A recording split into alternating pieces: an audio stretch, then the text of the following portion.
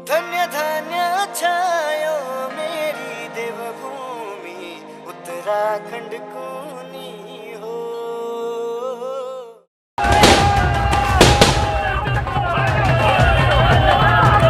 बहुत ही अच्छा निर्णय लिया है, बहुत ही सभ्य हैं, डाउन टू अर्थ हैं, बहुत विनम्र हैं।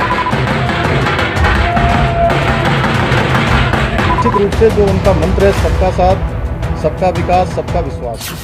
उत्तराखंड के सबसे युवा मुख्यमंत्री बनने के बाद सुर्खियों में आए पुष्कर सिंह धामी ने जहां इस रेस में पहाड़ के बड़े बड़े सूरमाओं को पीछे छोड़ दिया, वहीं बहुत कम लोग जानते हैं कि धामी की सियासी परवरिश लखनऊ की आबोहवा और यहाँ की मिट्टी में हुई है।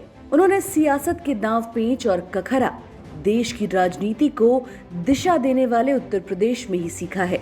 धामी की सियासी धार तेज करने में लखनऊ विश्वविद्यालय की छात्र राजनीति ने अहम भूमिका निभाई है। धामी ने 1994 में यहाँ बीए में दाखिला लिया और स्नातक पूरा करने के बाद 1997 में एलएलबी की भी पढ़ाई की।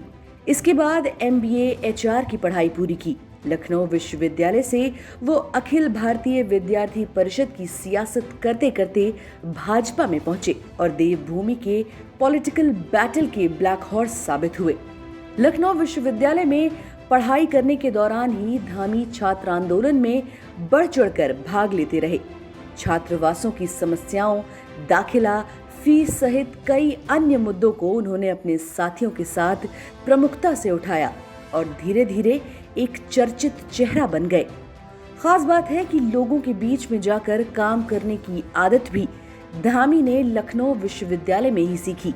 छात्र राजनीति के दौरान वो छात्रवासों में जाकर युवाओं से मिलते थे। उनकी बात सुनने से लेकर उन्हें संगठन से जोड़ने में भी उनकी अहम भूमिका रहती थी। यही वजह है कि पहाड़ की सियासी लड़ाई में वहां के कई सूरमाओं को मात देने वाले धामी ने जब मुख्यमंत्री पद की शपथ ली तो लखनऊ विश्वविद्यालय में भी उसकी खुशियां मनाई गई। धामी के मित्र और उत्तर प्रदेश भाजपा के प्रदेश उपाध्यक्ष दयाशंकर सिंह बताते हैं कि उन्होंने जब विश्वविद्यालय में महामंत्री का चुनाव लड़ा था तब पुष्कर सिंह धामी विश्वविद्यालय इकाई के प्रमुख थे। उनके साथ देर रात तक बैठकों में छात्र संघ चुनाव जीतने की रणनीति पर गहरा मंथन होता था। इसके बाद ही उसे जमीन पर उतारने का जिम्मा भी धामी के कंधों पर था। इसी के चलते दयाशंकर लखनऊ विश्वविद्यालय के महामंत्री और अध्यक्ष बन सके। वर्तमान में उत्तराखंड के खटीमा विधानसभा से विधायक धामी महाराष्ट्र के राज्यपाल और पूर्व मुख्यमंत्री भगत सिंह कोश्यारी के सलाहकार भी रह चुके हैं। राजनीति विश्लेषकों के मुताबिक उत्तराखंड की सियासत का मिजाज देश के अन्य राज्यों से जुदा है। पहाड़ की सियासत यहाँ के रास्तों की तरह बेहद घुमावदार और पथरीली है। इसलिए बड़े बड़े दिग्गज भी अपनों के ही बनाए जाल में फंसते रहे हैं। धामी के पास संगठन का लंबा अनुभव है। युवा चेहरा होने के नाते उनके सामने पार्टी के वरिष्ठ नेताओं से बात करने में अहम जैसी स्थिति भी नहीं होगी। अपने मिलनसार स्वभाव के मुताबिक माना जा रहा है कि वो रूठे हुए लोगों को भी साथ लेकर चलने में सफल होंगे।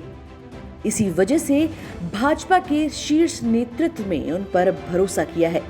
ये तमाम बातें 2022 के विधानसभा के महासमर में भी धामी के लिए मददगार साबित हो सकती हैं।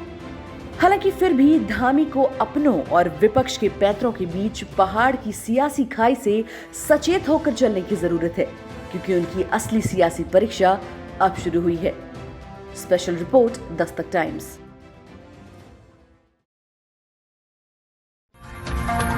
ताजा तरीन खबरों के लिए सब्सक्राइब करना ना भूलें दस्तक टाइम्स। बेल आइकन दबाकर पाएं देश विदेश की लेटेस्ट खबरों की नोटिफिकेशन।